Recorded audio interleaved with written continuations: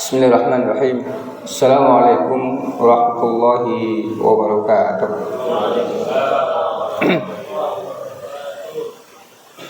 Alhamdulillah. Alhamdulillah. Alhamdulillahilladzi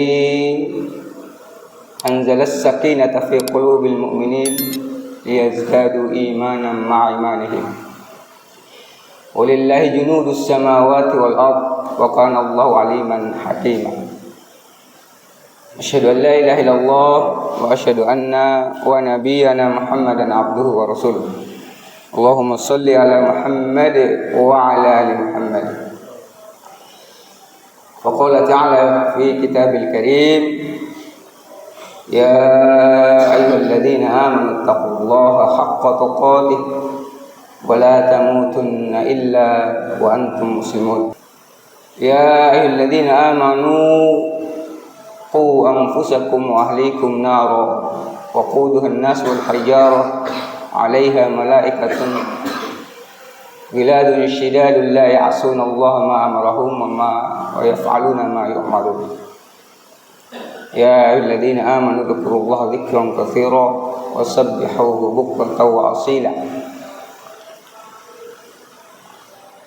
Hadza bayanun linnas wa hudaw wa mau'izatun lil muttaqin.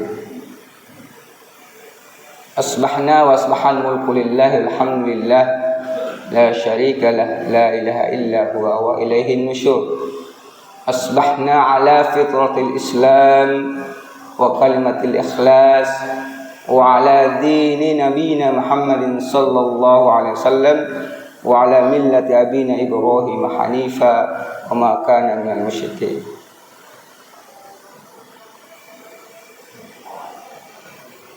Jamaah subuh yang dirahmati Allah Subhanahu wa taala, alhamdulillah kita senantiasa bersyukur kepada Allah Subhanahu wa taala karena sampai dengan saat ini, sampai dengan detik ini Allah Subhanahu wa taala masih memberikan kesempatan kepada kita untuk berzikir kepadanya. Untuk berzikir, untuk taqarrub ila Allah, untuk senantiasa mendekatkan diri kepada Allah Subhanahu wa taala, yaitu kita datang ke masjid ini ya dalam rangka untuk sekali lagi berzikir kepada Allah Subhanahu wa taala, untuk mendekatkan diri kita kepada Allah Subhanahu wa taala. Itu adalah kebutuhan kita. Ya, kebutuhan kita adalah senantiasa kita harus berzikir kepada Allah Subhanahu wa taala. Ya ayyuhalladzina amanu dzkurullaha dzikran katsiran wasabbihuhu bukratan wa asila. Wahai orang beriman, berzikirlah kepada Allah yang sebanyak-banyaknya, baik di pagi maupun di petang hari. Salawat dan salam semoga senantiasa tercurah kepada uswah hasanah, teladan terbaik bagi kita, baginda Rasulullah Muhammad sallallahu alaihi wasallam. Jemaah subuh yang dirahmati Allah Subhanahu wa taala,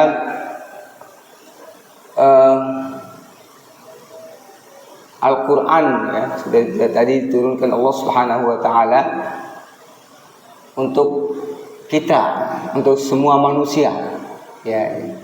Makanya Allah Subhanahu wa taala berfirman dalam surah Al-Imran ayat ya deretan dari surat Wasari'u itu, halaman itu. Kemudian sekitar 133, 134, 35, 136 ya, atau 137. Ya, Allah Subhanahu wa taala berfirman, A'udzubillahi minasyaitonir rajim. Hadza bayanul linnas wa hudaw wa mau'izatul lil muttaqin. Hadza bayanul linnas. Al-Qur'an ini adalah bayan, penjelasan, keterangan yang jelas. Nah, itu bayan ya. Bayan itu adalah keterangan atau penjelasan yang jelas. Untuk siapa?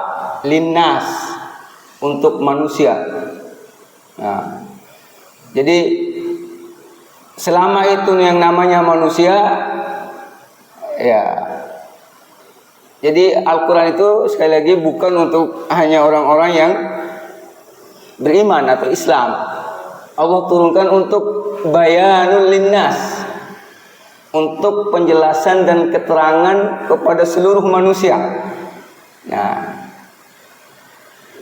tetapi khusus nanti ada orang untuk orang beriman dan bertakwa. Lanjutannya, hadza bayanul linnas wa hudaw wa mau'izatan lil muttaqin. Nah, tapi bagi orang-orang yang bertakwa, Al-Quran itu bukan hanya lagi sebagai bayan, sebagai penjelas atau keterangan, tetapi hudan, sebagai petunjuk. Makanya disampaikan di Al-Baqarah itu kan sebagai petunjuk ya. Iya, Al-Quran disampaikan oleh Pak Ridwan tadi di muqaddim disampaikan MC tadi kan, itu sebagai petunjuk, hudalin nas kan itu. Nah, tetapi di sini kita orang-orang beriman harus meningkat. Orang-orang bertakwa wa hudaw wa mau'izah, petunjuk dan pelajaran lil muttaqin, bagi orang-orang yang beriman. Ya, jadi Al-Quran itu kepada seluruh manusia Allah sampaikan itu adalah keterangan, ya, bayan, penjelas yang nyata, yang jelas. Nah, tapi orang-orang beriman, ayat ini menyebutkan wahudan wa mau'izatan lil muttaqin. Ya, petunjuk dan pelajaran bagi orang-orang yang bertakwa. Hadirin jemaah subuh yang dirahmati Allah Subhanahu wa taala. Oleh karena demikian Al-Quran ini adalah sebagai penjelasan, sebagai keterangan yang jelas, yang nyata. Maka atau tadi sebagai pedoman hidup, maka kita harus memahaminya, membacanya, memahaminya dan mengamalkannya. Ya. Dari mana? Dari mulainya dengan melihat realitas di dalam masyarakat saat ini dan dari dulu bahwa ya kalau tidak kita laksanakan, amalkan, ya, atau kita tidak jadikan Al-Quran ini sebagai pedoman hidup, maka akan muncul kekacauan, akan melahirkan kekacauan dalam kehidupan kita dan dalam kehidupan keluarga kita. Ya, makanya saat ini kita khusus membahas mengenai Al-Quran sebagai fondasi rumah tangga. Ya. Melihat juga realitas hari ini begitu luar biasa banyaknya masalah-masalah di rumah tangga dan masalah-masalah yang berawal dari rumah yang tidak menjadikan Al-Quran sebagai pedomannya. Al-Quran sebagai landasannya dalam mendidik dirinya dan mendidik keluarganya. Ya, kita lihat luar biasa. Masalah-masalah itu tidak bisa dihindari. Ya, pengaruh-pengaruh yang datang dari luar itu tidak bisa dihindari. Ya, oleh karena demikian, karena tidak bisa dihindari, maka kita harus mempersiapkan diri kita dan keluarga kita, rumah tangga kita dengan fondasi yang kokoh dan yang kuat. Ibarat batu karang di tengah lautan. Ya, batu karang yang berdiri, kemudian ombak itu tidak bisa dihindari. Ya, gelombang laut itu tidak bisa dihindari oleh batu itu. Ya, itulah gambaran hidup kita. Makanya kita disebut rumah tangga adalah apa itu bahasanya? Bahtera. Nah, ini Pak Yono nyambung. Rumah tangga adalah bahtera, ibarat bahtera atau kapal ya. Nah, saya mencontohkan dengan bagaimana rumah tangga itu sebagai bahtera, lautan tidak bisa dihindari oleh rumah tangga itu, atau masalah-masalah, yang kata lain masalah-masalah yang ada saat ini dan terus hidup ini adalah masalah, maka kita tidak bisa hindari. Nah, yang perlu kita lakukan adalah bagaimana mengokohkan, menguatkan keluarga diri kita dan keluarga kita itu dari berbagai macam terpaan, badai, angin puting beliung dan sebagainya. Ya. Badai apa badai? Yang pertama ya badai dalam itu adalah ya masalah-masalah dalam keluarga, kemudian kejahatan-kejahatan, dan kalau kita lihat sekarang ini kasus yang di Nusa Tenggara Barat ya, maksud provinsi saya itu secara logika sehat, akal sehat kita tidak bisa terima itu ya, seorang yang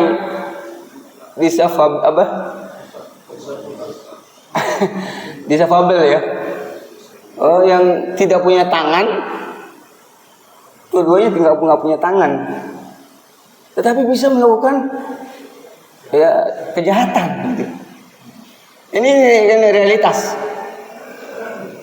ya, tapi untungnya itu kalau dilihat namanya, karena saya juga pernah tinggal di Mataram itu agamanya Hindu, Bali kalau namanya Iwayan Agus ya, itu orang Bali yang Hindu. Kalau coba lihat juga di jidatnya itu, kalau orang Hindu begitu ya, ada bekas di jidatnya itu ada yang putih atau pakai kembang gitu ya, itu orang Bali ciri-cirinya. Nah itu kalau dari lihat namanya itu Iwayan Agus itu dari orang Bali, orang Hindu. Nah kita tidak melihat itu, tapi bagaimana badai rumah tangga itu, kejahatan itu bisa dilakukan oleh siapapun kalau tidak ada landasan yang kuat, yang kokoh, yang diajarkan di rumah. Nah ini makanya hadirin jamaah sekalian, kita bersyukur kepada Allah Subhanahu wa taala diberikan Al-Quran ini sebagai pedoman kita, sebagai petunjuk dan pelajaran buat kita dalam segala hal, dalam segala permasalahan hidup. Ya, makanya Al-Quran ini diturunkan dengan carut marutnya kehidupan orang-orang Quraisy dulu yang begitu luar biasa ya, bobroknya ya, saling membunuh ya, saling serang menyerang ya antara kabilah dan sebagainya itu. Makanya Allah Subhanahu wa taala untuk menyelesaikan itu semua tidak lain dan tidak bukan melainkan Al-Quran. Nah itu juga dalam masalah kita dalam keluarga. Nah masalahnya adalah bagaimana kita menyikapi Al-Quran ini sebagai pedoman tadi, sebagai pelajaran tadi, sebagai petunjuk tadi. Ini yang mungkin yang perlu kita terus tingkatkan pemahaman kita tentang Al-Quran ya, dan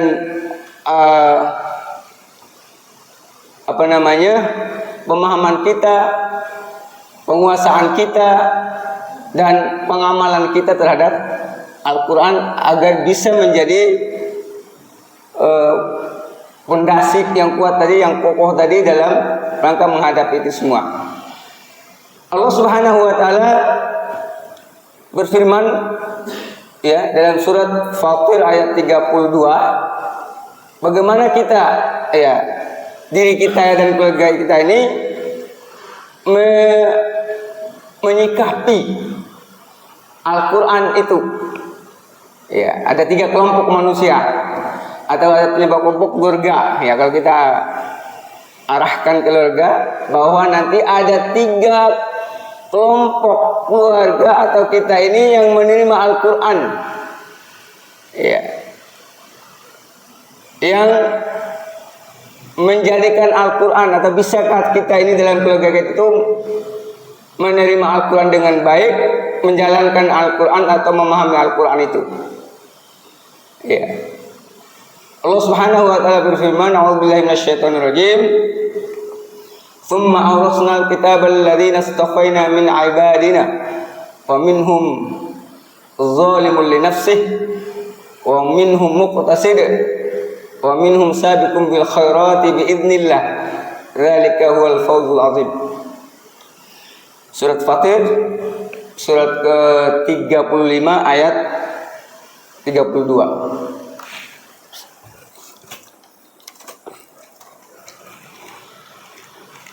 Yang artinya Allah summa aurasna, kemudian kami mewariskan Al-Quran ini kepada hamba-hamba yang kami pilih. Jadi Al-Quran ini diwariskan pada hamba-hamba yang kami pilih. Ya, tahu tadi ya, kalau kita arahkan keluarga. Setelah Allah Subhanahu wa taala wariskan kepada hamba-hamba yang terpilih, maka di antara kita, di antara hamba-hamba atau keluarga ini ada yang menerimanya wa minhum zalimul nafsi. Ya, yang pertama kelompok yang zalim dengan dirinya sendiri. Sudah ada petunjuk dari Allah, sudah ada penjelasan yang jelas dari Allah Subhanahu wa taala, maka dia zalim kepada dirinya, tidak mau menjadikan itu sebagai pedoman hidup. Al-Quran. Keluarga itu tidak mau menjadikan Al-Quran sebagai pedoman hidup. Itulah zalim. Makanya zalimun li nafsih. Ya, menzalimi diri sendiri. Nah, kalau jadi tidak mau, tidak ada di keluarga itu menjadikan Al-Quran, niat tidak ada tidak menjadikan niat untuk diamalkan Al-Quran itu, ya lewat begitu saja. Ada nggak di antara kita, keluarga kita yang muslim ya, yang kita muslim yang tidak menjadikan Al-Quran sebagai pedomannya? Banyak. Makanya saya sering sampaikan bahwa di Indonesia ini sesat pun ajarannya pasti ada pengikutnya. Karena tadi banyak di antara kita dan keluarga kita tidak tahu Al-Quran, tidak menjadikan Al-Quran tadi keterangan yang jelas, pedoman hidup dan sebagainya. Nah, baru-baru ini saya baca semalam di grup ini, kalau nggak salah di grup ada muncul lagi aliran baru semalam ya. Udah baca Pak kok di WA dari Bumi Anggrek grup itu. Saya lupa, semalam sekilas saya baca. Ada lagi muncul aliran baru yang 100.000 kali berapa? Jadi ini gambaran kita di Indonesia, diri kita dan keluarga kita tuh, bahwa muncul aliran sesat, muncul aliran yang tidak jelas, tetapi ada pengikutnya. Ya, salah satu adalah kan tadi zalimul li nafsih. Sudah diturunkan Al-Quran, sudah disampaikan Al-Quran, ya sudah dicontohkan oleh baginda Rasulullah Muhammad SAW, tetapi masih banyak kita dan keluarga kita tidak menjadikan Al-Quran sebagai pedoman hidup, sebagai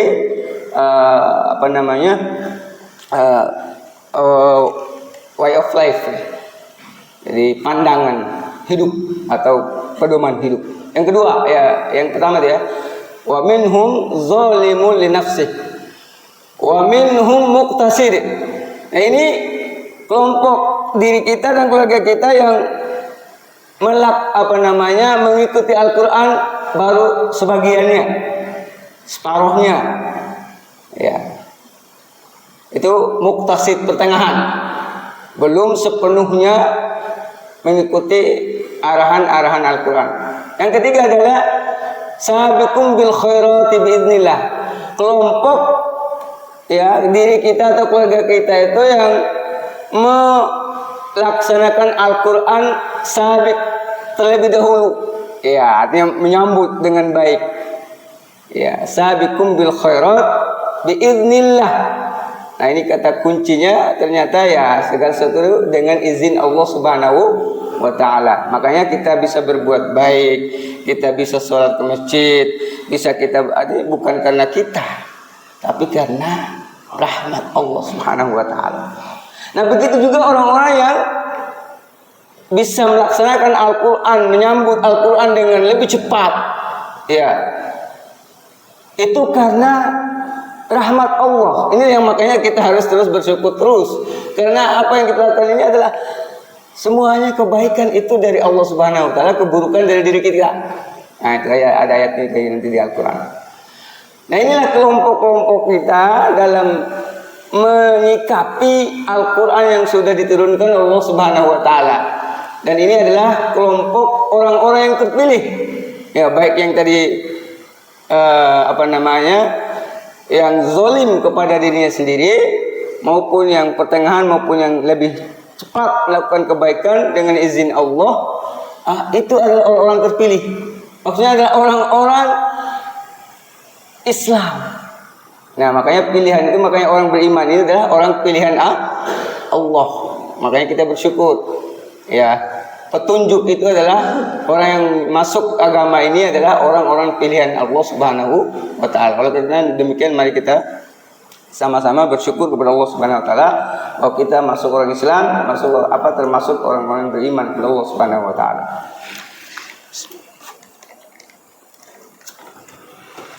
Itu hadirin yang oleh karena di ayat lain Allah Subhanahu wa taala sampaikan kalau kita tidak menjadikan Al-Qur'an dan hadis ya, taraktu fikum amroini ma in tamassaktum bihima lan tadillu abada, kitabullah wa sunnata Rasulullah Muhammad SAW. Nah, ini hadis yang sering juga disampaikan bahwa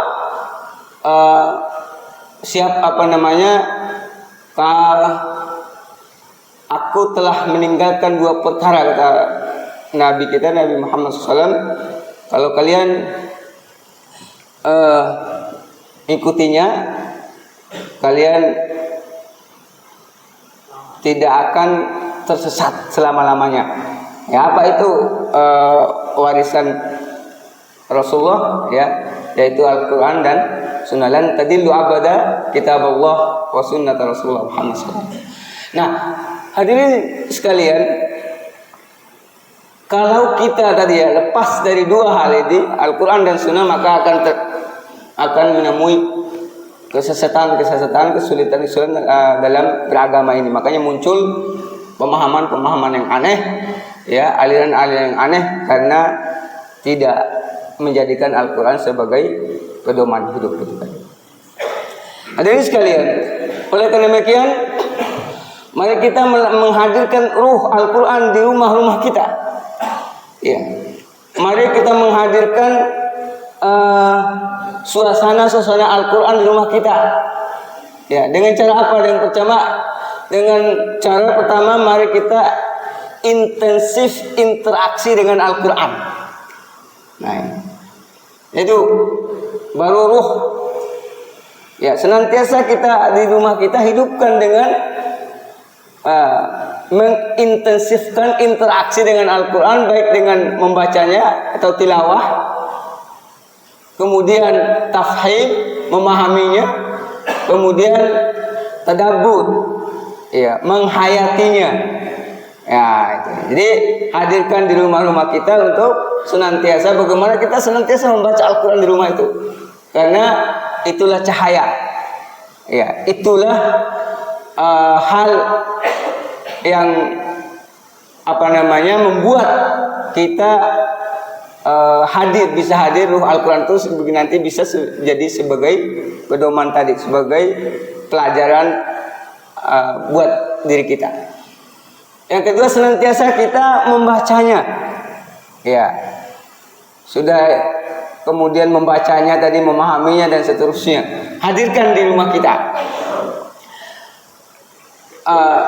Itu baru bisa melahirkan adanya pengaruh, adanya ruh, ya, adanya kekuatan dalam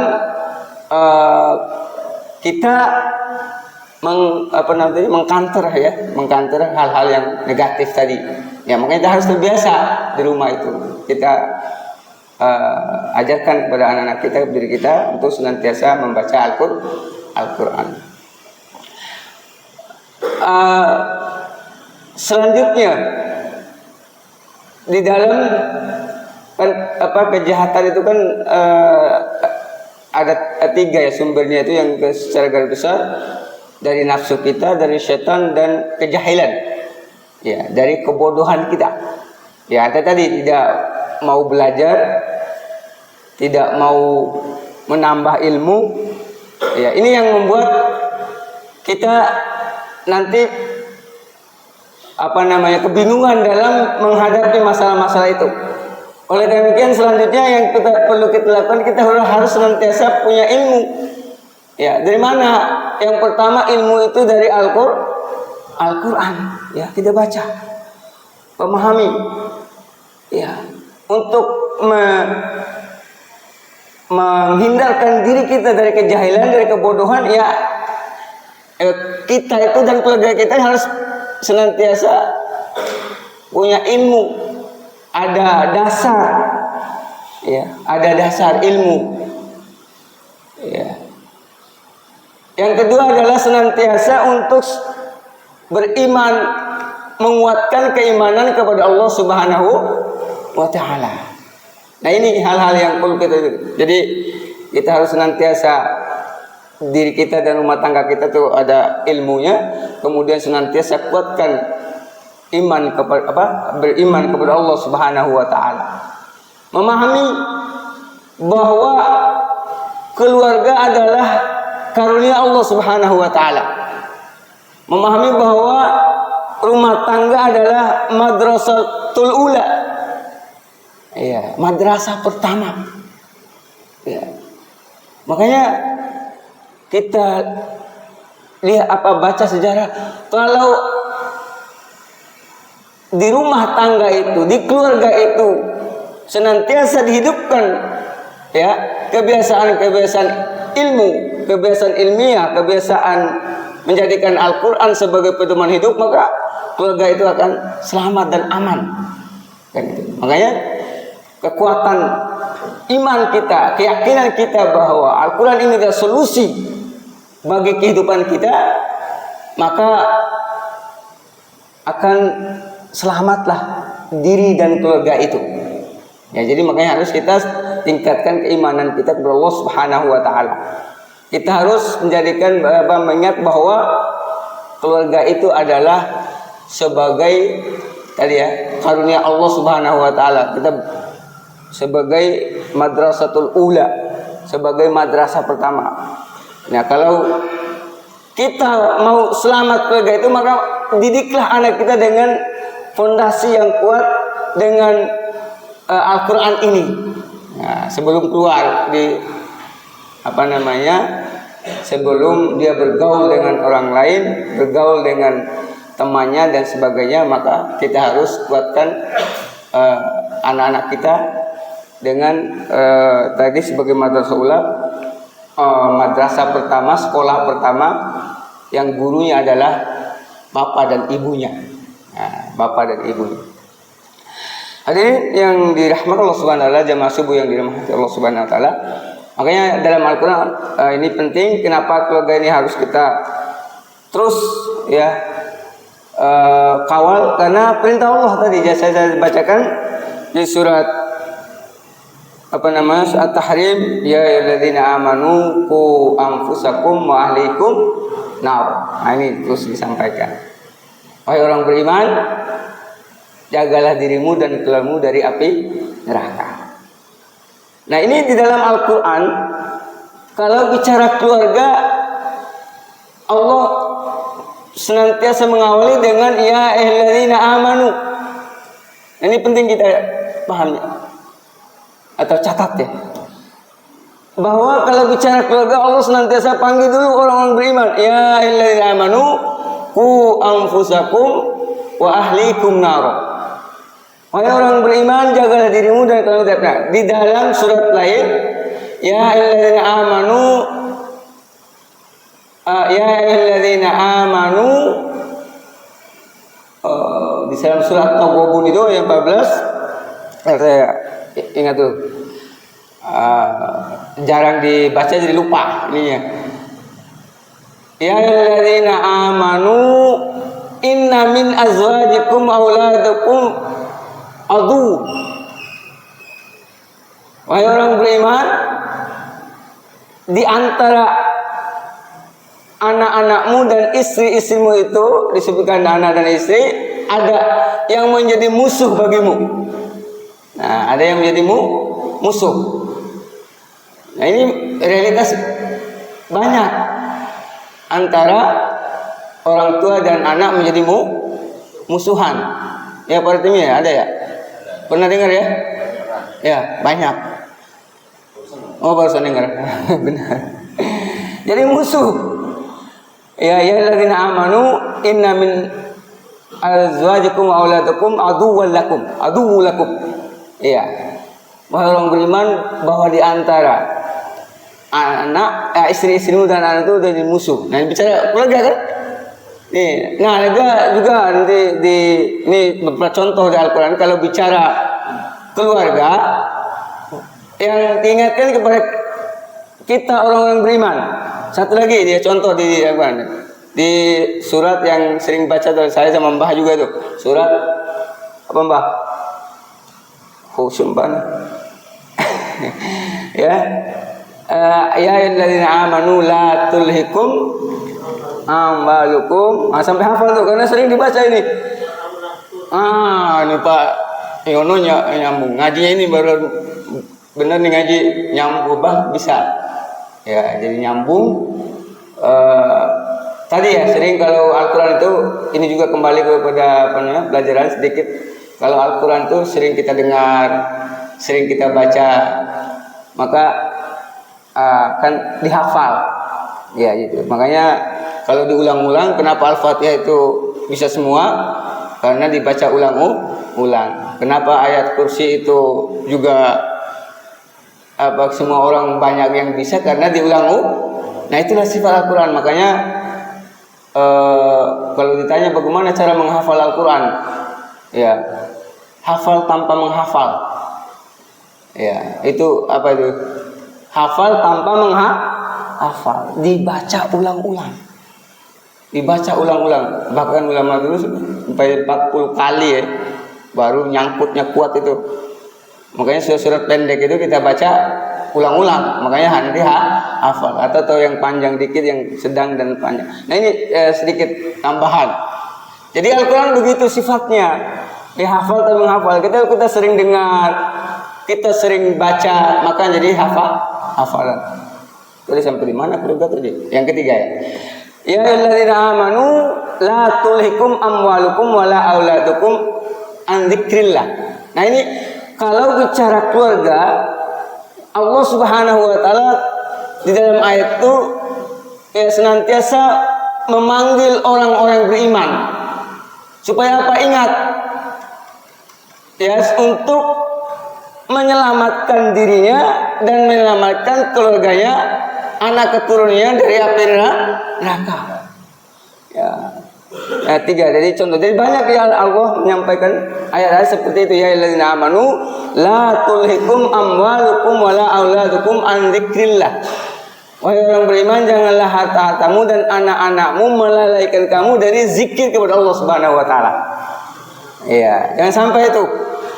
Ya, la wa may yaf'al dzalika fa ulaika humul khasirun. Barang siapa yang melakukan itu, ya, lupa zikir kepada Allah karena harta dan anak-anaknya, karena keluarga, itulah orang-orang yang rugi. Nah, ini rugi. Nah, oleh karena demikian, hadirin, mari kita sama-sama banyak zikir kepada Allah. Ya, salah satu zikirnya itu kan baca Al-Quran agar tadi ya, keluarga kita ini. Oleh karena demikian, hadirin, mari kita sama-sama terus meningkatkan pemahaman kita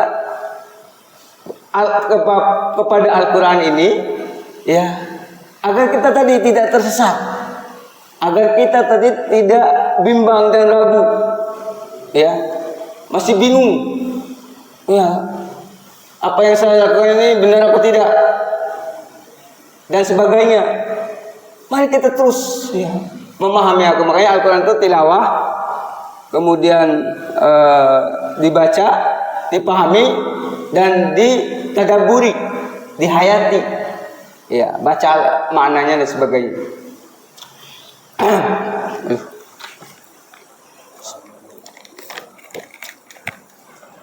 Maaf, saya suka kering kalau ini, nggak dibasahin dulu. Iklan dulu. Suka kering, jadi nggak bisa bicara kalau udah kering itu. Iya. Baik, itu ya. Masih waktunya berapa kita ini? Masih panjang, nanti kita lagi ya. Ya bukan ini ya, bukan dari dua sampai syuruk. Tapi sedikit lagi. Hadirin jamaah subuh yang dirahmati Allah Subhanahu wa taala, Bapak Ibu yang dirahmati Allah Subhanahu wa taala. Oleh karena demikian mari kita terus memahami, terus meningkatkan keyakinan kita kepada yang bisa menyelesaikan masalah, solusi tidak lain adalah Al-Qur'an, apapun masalahnya. Apapun masalahnya, bukan pegadaian ya. Apa itu pegadaiannya? Menyelesaikan masalah tanpa masalah, padahal masalah lagi bayar utang.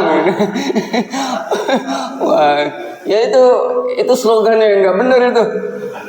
Kalau yang benar itu Al-Quran adalah solusi dari semua masalah. Itu baru benar. Tapi kalau pegadaian menyelesaikan masalah tanpa masalah, enggak, malah tanpa masalah. Gimana enggak masalah, kita pinjam uang bayar lebih lagi ya. Kemudian pusing terus itu.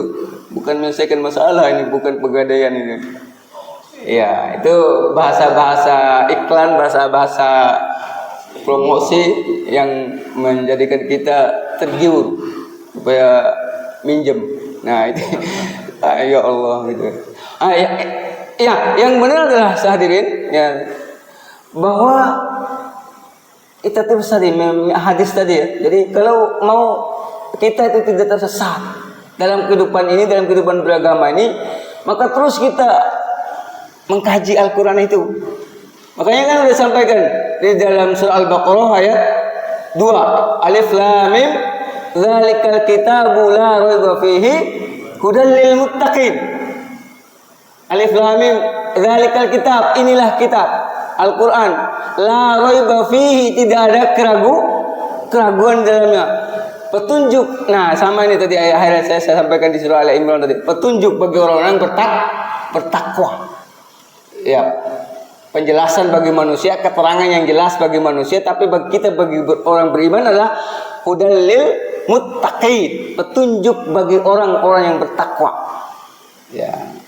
Makanya supaya bisa kita jadikan Al-Quran petunjuk, naik dulu statusnya. Jangan jadi manusia. Ya, jadi tidak cukup jadi manusia.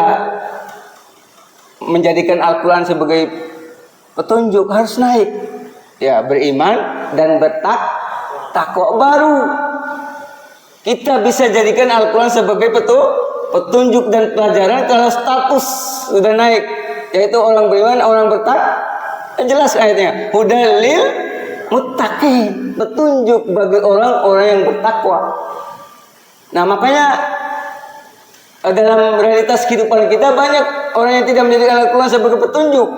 Ya, karena dia juga manusia doang. Ya. Makanya orang-orang di luar Islam, orang-orang yang bukan orang Islam, mempelajari Al-Quran, banyak menghafal Al-Quran. Orientalis Barat itu belajar Al-Quran, tetapi bukan sebagai pedoman hidup, bukan sebagai keyakinan, tetapi belajar untuk menghancurkan kita. Belajar mereka, paham mereka. Makanya salah satunya adalah yang menjajah kita Belanda, menyekolahkan, mengirim Snow Horgronnya ke Arab Saudi untuk jadi Muslim benar. Kalau lihat tampangnya, kalau lihat dari penampilannya, ya casingnya, wah, itu syah. Bisa bahasa Arab, menghafal Al-Quran. Tapi apa tujuannya?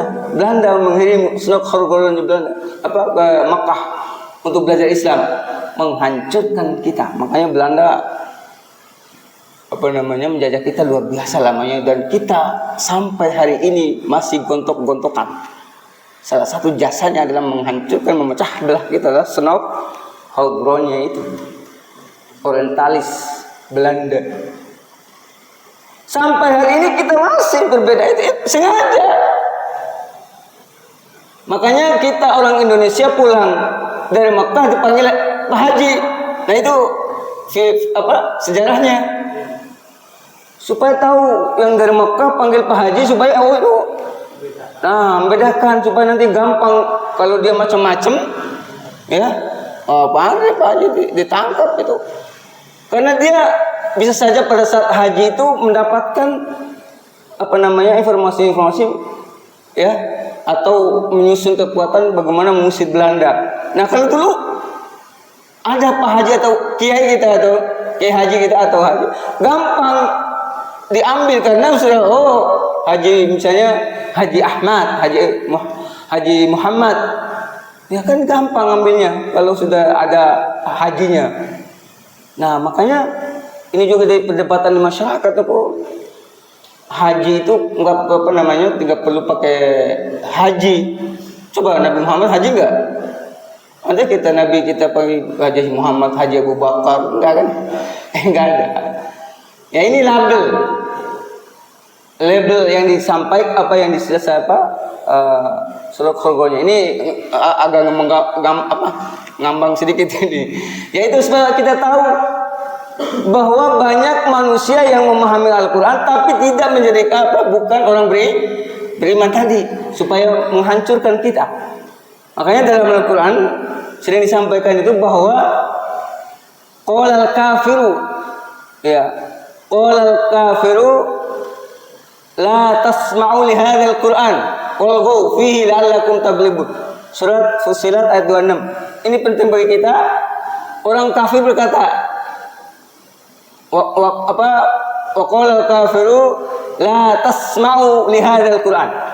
Orang-orang kafir itu mengatakan bahkan begitu luar biasanya Al-Qur'an ini bagi kita, bagi keluarga kita, masyarakat kita, dan kita orang-orang Islam ini begitu luar biasanya, maka orang kafir kata la tasma'u li hadzal Qur'an.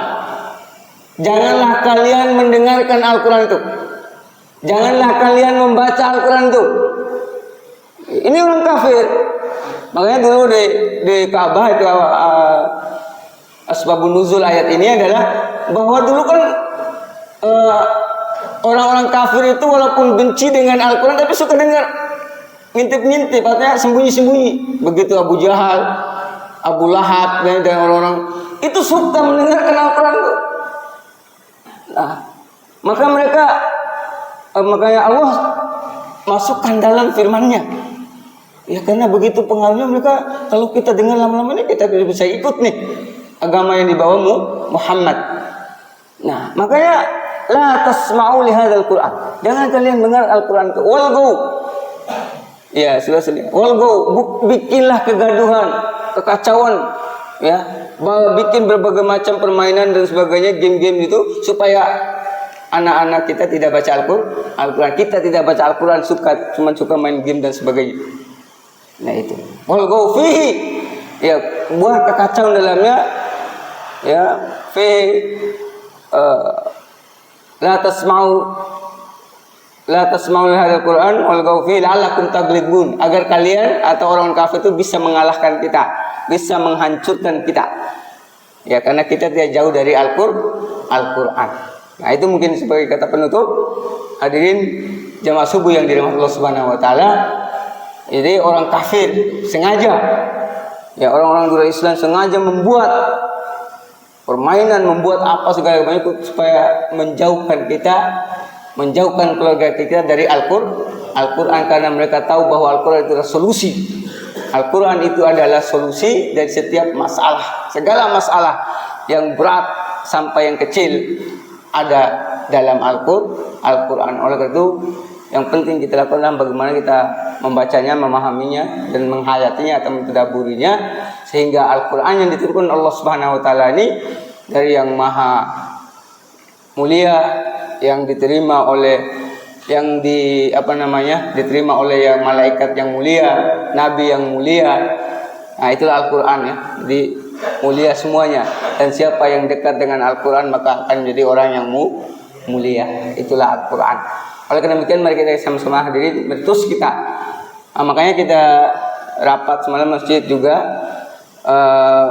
Nanti insya Allah akan ada kita program tahfiz tilawah di masjid kita, atau secara nanti juga bisa secara sama-sama ya. Maka kita ini kan kemampuan baca Al-Quran kan beda-beda dan banyak yang belum fasih, makanya nanti kita juga akan masjid DKM akan juga dulu ya juga pernah juga telaki ya. Jadi yang belum bisa baca benar maka dibaca dulu oleh guru atau ustadz, kemudian diikuti secara berjamaah ya, ini surat-surat pendek nanti kita mulai. Dan begitu penting kita sama-sama terus tingkatkan pemahaman kita ini tentang Al-Quran agar kita memiliki fondasi yang kuat bagi diri kita dan keluarga kita dalam kehidupan ini yang berbagai masalah dan macam luar biasa masalah. Oleh karena demikian tidak ada lain, solusinya adalah mari kita senantiasa meningkatkan pemahaman kita tentang Al-Quran. Mohon maaf ya, pembicaraan yang ngarol ngidul kemana-mana. Jadi tapi yang intinya adalah bagaimana kita sekali lagi diri kita dan keluarga kita harus punya fondasi yang kuat dalam menghadapi masalah, itu dengan solusinya adalah Al-Quran. Mari kita terjemahkan, mari kita